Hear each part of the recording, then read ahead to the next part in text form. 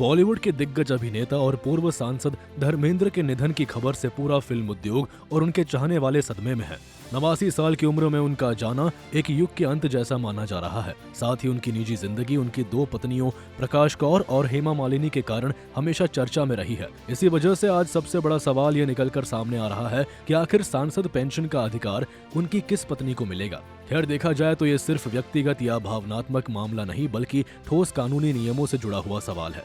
तो चलिए विस्तार से बताते हैं क्या कहते हैं नियम।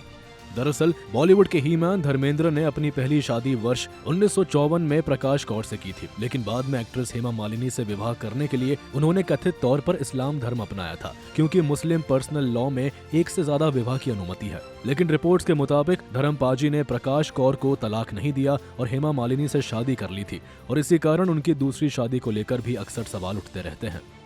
धर्मेंद्र की दूसरी शादी अवैध तो पेंशन किसकी? भारत में सांसदों की पेंशन बहुत स्पष्ट नियमों पर आधारित होती है।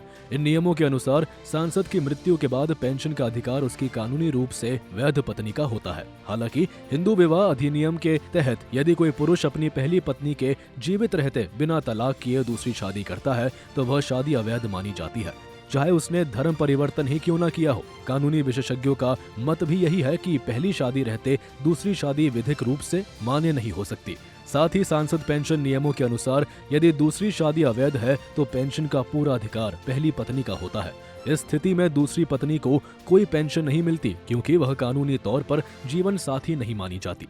हालांकि कुछ विशेष परिस्थितियों में पेंशन का विभाजन संभव होता है। सीसीएस पेंशन रूल्स 2021 के अनुसार यदि किसी व्यक्ति की दोनों पत्नियां कानूनन वैध हो, जैसे कि पहली पत्नी से तलाक के बाद दूसरी शादी हुई हो, तो पेंशन दोनों के बीच बराबर बांटी जाती है।